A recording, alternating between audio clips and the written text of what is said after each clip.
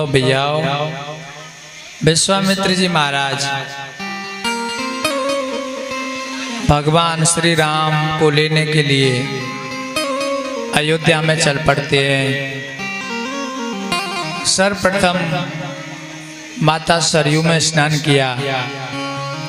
ये सरयू क्या है? भगवान को पाने की, भगवान की अगर हमको निकटता पानी है तो पहले सरयू में स्नान करना पड़ेगा। ये भगवान की कथा ही सरयू है और इसमें स्नान करेंगे तो फिर हम भगवान को प्राप्त कर जाएंगे। जा मज्जन्ते बिनहि प्रयासा और मम समीप नर पावहे भाषा। तो पहले सरयू जी में स्नान करते हैं। कौन कौन करते हैं भैया? बताओ कौन की बात चल रही है? कथा कहाँ चल रही है? विश्वामित्र जी महाराज। ठीक है, विश्वामित्र जी महाराज राम जी को पाने जा रहे हैं तो पहले कहाँ स्नान किया? सरयू मैया में। और भागवत जी में जब अक्रूर जी महाराज भगवान को प्राप्त कर लेते हैं, श्री कृष्ण और बलराम को, तो उन्होंने भगवान को पाने के बाद में यमुना मैया में स्नान किया है। कथा तो आपने सुनी है। विश्वामित्र जी महाराज पहले स्नान करते हैं, उसके बाद भगवान को प्राप्त करते हैं। और अक्रूर जी महाराज पहले भगवान को प्राप्त करते हैं, उसके बाद नदी में स्नान करते हैं। स्नान करने का मतलब क्या है? पवित्रता। तो दोनों ही पद्धतियां ठीक हैं भैया, या तो विश्वामित्र जी की या फिर अक्रूर जी की। विश्वामित्र जी की पद्धति कहती है पहले पवित्र होइए और बाकी बाद में भगवान को प्राप्त करो। अक्रूर जी कहते हैं पहले भगवान को प्राप्त कर लो और बाकी बाद पवित्र रह जाओ। मतलब कुछ लोग ऐसे होते हैं जो पवित्र होते हैं उसके बाद कथा में बैठते हैं। कुछ ऐसे लोग होते हैं जो पहले तो पवित्र नहीं थे लेकिन कथा सुन के उनमें पवित्रता आ जाती है। बहुत से लोग कहते हैं कि भाई पहले हम ऐसे नहीं थे लेकिन कथा को सुन के, कथा में आकर के अब हमारा जीवन जो है वो बदल गया है। यानी बाद में भी पवित्रता आ जाए, यह भी बहुत अच्छी बात है। दशरथ जी को सूचना दी राजदूतों ने, महाराज विश्वामित्र जी आ रहे हैं, विश्वामित्र जी। तो बोले आने दो, क्या हो गया? अरे बोले तुम्हारे कारण आ रहे हैं विश्वामित्र जी। बोले हमारे कारण कैसे? बोले तुम्हारे गुरुजी ने नाम ही ऐसा रख दो। बोले पहले हरिश्चंद्र हुए थे तब ये विश्वामित्र आए थे। पहले हरिश्चंद्र हुए थे और अब रामचंद्र हुए तो विश्वामित्र आए। जब जब हमारे वंश में कोई चंद्र पैदा होता है तब तब ये विश्वामित्र आ धमकते हैं। इसीलिए तुम्हारे गुरुजी ने, तुमने मिलके जो नाम रखवाए हो राम जी को, विश्वामित्र जी के आने में तुम दोनों ही दोषी हो। और पहले जब हरिश्चंद्र जी के जमाने में आए थे तो मामला गड़बड़ हो गया था और अब राम जी के जमाने में आ रहे हैं। पहले हरिश्चंद्र के जमाने में आए और अब रामचंद्र के जमाने में, तो कछु न कछु गड़बड़ी करके जाएंगे। तो बोले खातिरदारी बढ़िया कर दो इनकी। बोले खातिरदारी बढ़िया करो तो बहुत प्रकार के भोजन और व्यंजन मंगाए गए। अब मैं एक बात यहाँ फिर कहना चाहता हूँ। मनु जी महाराज ने जब भगवान को पाया था, हजारों साल तपस्या करके और भूखे प्यासे रह करके भगवान को पाया था। और विश्वामित्र जी महाराज पहले भोजन कर रहे हैं, पहले पेट भर रहे हैं और बाकी बाद में भगवान को पाएंगे। सिद्धांत कहता है कि साधना हमें किसी की देखनी नहीं चाहिए कि भगवान मनु जी को खाली पेट में लेते नहीं भैया। हमें जो साधना अनुकूल लगती है, हमें जैसा भजन अपने शरीर के हिसाब से हमें जो अच्छा लगता है उसी साधना को हम करें, दूसरे की साधना को नहीं करें। दशरथ जी महाराज पैरों में गिर पड़े, पूजा की, अर्चना की, दिव्य आसन पर बिठाया। बोले महाराज बताओ तुम्हारे लायक कहाँ सेवा करें? सत्संग का जाए होए तो तुम्हारे टेंट की व्यवस्था, साउंड की व्यवस्था, संगीत वारियन की व्यवस्था, सबन की व्यवस्था में अकेला खर्चा झेल लूंगा, कॉलोनी के ऊपर दबाव नहीं आन दूंगा। बताओ विश्वामित्र जी बोले मैं सत्संग करवे काज ना आयो, मैं तो तुम पे मांग भी आयो। भैया हरिश्चंद्र जी के जमाने में भी मांग भी आए थे, और जैसे दशरथ जी ने सुना कि जी हम पे मांग भी आए, सो दशरथ जी की ऊपर की सांस ऊपर और नीचे की, बोले जे तो फिर कचुन कचू गड़बड़ करेंगे। बोले बताओ महाराज क्या चाहिए? मांगो भूमि धनु धन को सा, सर्वस दे हो आज सहरो सा। भगवान बताओ मैं तुम्हें कितने गज भूमि दे दूं? विश्वामित्र जी ने कहा भगवान मुझे भूमि नहीं चाहिए, मुझे तो जो भूमि का भार हरण करने वाले हैं वो चाहिए। मांगो भूमि धनु धन को सा, बोले मुझे तो श्री राम दे दो। अनुज समेत देव रघुनाथा, निश्चर पद में हो बसना था। अनुज समेत,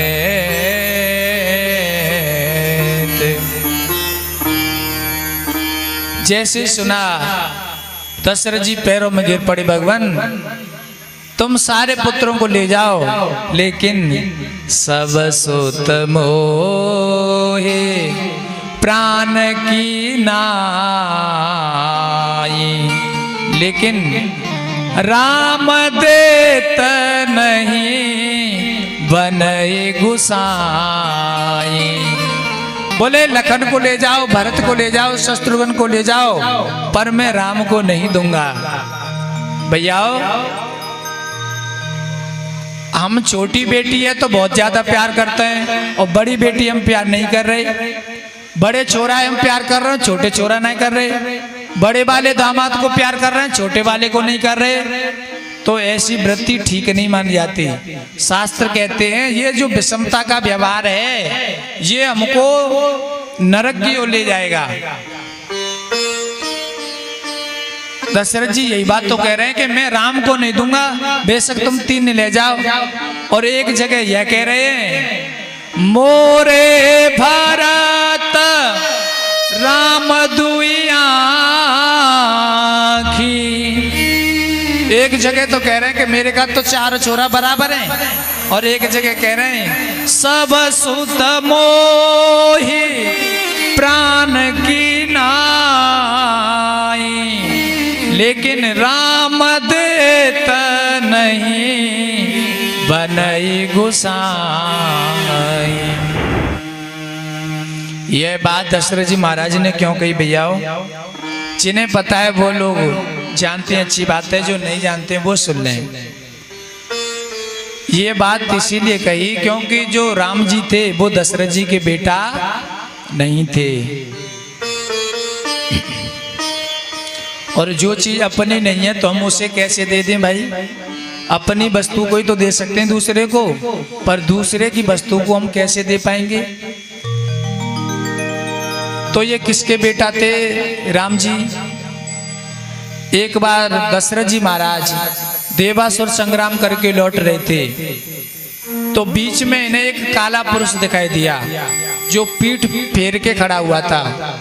दशरथ जी ने पूछा उस काले पुरुष से कि भाई तू ये पीठ फेर के क्यों खड़ा हुआ है, और है कौन? वो काला पुरुष कौन था? वो शनिदेव थे।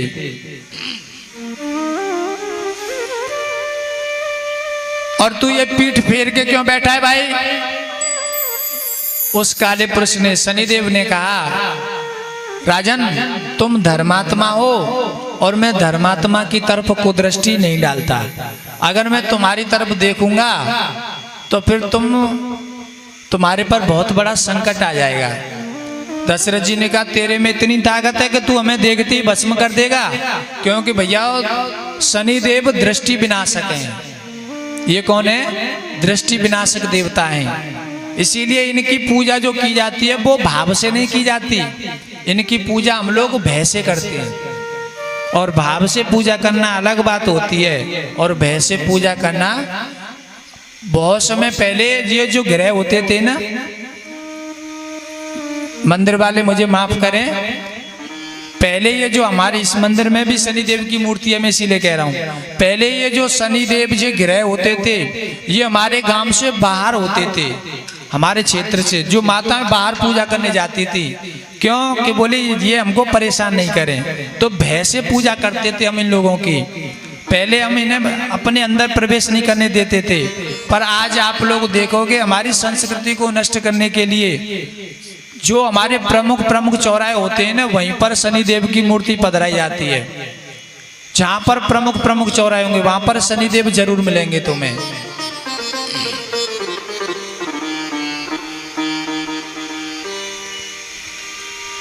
जैसे ही दशरथ जी की तरफ निगाह गई, सोई निगाह केवल रथ पे गई थी, और वो रथ दृष्टि डलते ही भस्म हो गया। सोचिए, दशरथ जैसा धर्मात्मा, दशरथ जैसा पुण्यात्मा जो, और उसके रथ को भी शनिदेव ने अपनी दृष्टि से भस्म कर दिया, तो फिर हम और आप भैया किस खेत की मूली है? और जब दशरथ जी महाराज गिरने लगे, वहीं पर जटायु जी महाराज उड़ रहे थे। उन्होंने देखा कि ये तो कोई मनुष्य गिर रहा है, तो उन्होंने उन्हें अपने पंखों पर ले लिया, और गोदावरी के किनारे उतारा, थोड़े जल के छींटा मारे चोंच में भर के, और पंखों से हवा की। तब दशरथ जी महाराज की मूर्छा दूर हुई। उन्होंने कहा कि भैया तूने तो मेरे प्राण बचाए हैं, तूने तो मित्र जैसा व्यवहार किया है, और मैं राजा हूं अयोध्या का, और तुम्हें क्या चाहिए बताओ, और तुम मेरे साथ ही चलो अयोध्या। आज से तुम्हें मांस के लिए भटकना नहीं पड़ेगा, तुम्हारे लिए भोजन की व्यवस्था, मांस की व्यवस्था मैं प्रतिदिन किया करूंगा, ताजी मांस तुम्हारे लिए आएगा। तुम अयोध्या में रहो, बुढ़ापा आएगा तो तुम भोजन की व्यवस्था नहीं कर पाओगे। दशरथ जी महाराज ने, जटायु जी महाराज ने कहा, भगवान हम तो अशुभ पक्षी हैं, हम तो गीध हैं, और अशुभ पक्षी शहरों में शोभा नहीं देता। तो बोले तुम फिर कोई मोते वरदान मांगो। तब जटायु जी महाराज ने कहा, भगवान तुम्हारे जो पहलोटी को बेटा है वह ना, उसे मुझे दे देना। तुम्हारे जो पहलोटी को बेटा है वह, उसे मुझे दे देना। बोले अभी तो मेरे कोई बेटा है नहीं, अभी तो मेरे कोई बेटा है नहीं, और जब है जावेगो तो ये दशरथ जी महाराज के बेटा नहीं थे राम जी, ये किसके बेटा थे? जटायु जी महाराज के। इस बात को दशरथ जी महाराज खुल के नहीं कह पा रहे थे, इस बात को खुल के नहीं कह पा रहे थे। वो ये कह रहे थे, सब सुत मोय प्राण की नाई, पर राम देत नहीं बने गोसाई। दूसरा प्रमाण, भैया बाप को मुखाग्नि कौन सा बेटा देता है? हमारे शास्त्र कहते हैं बाप को मुखाग्नि वही बेटा देता है, या तो वो सबसे बड़ा हो, या तो वो सबसे बड़ा हो वो बेटा देगा, और यदि बड़ा बेटा नहीं है तो फिर सबसे छोटो बेटा देवेगो। तो इस पद्धति से दशरथ जी महाराज की अंत्येष्टि क्रिया करने का अधिकारी कौन है? या तो श्री राम है जो सबसे बड़े हैं, और या फिर सबसे छोटे यानी कौन? शत्रुघ्न जी महाराज। इन दोनों को करनी चाहिए थी, लेकिन दशरथ जी की अंत्येष्टि क्रिया किसने की थी? भरत जी महाराज ने। हमारी माता जी बता रही हैं भरत जी महाराज ने की थी। इसका मतलब भरत जी सबसे बड़े बेटा थे दशरथ जी के, इसीलिए तो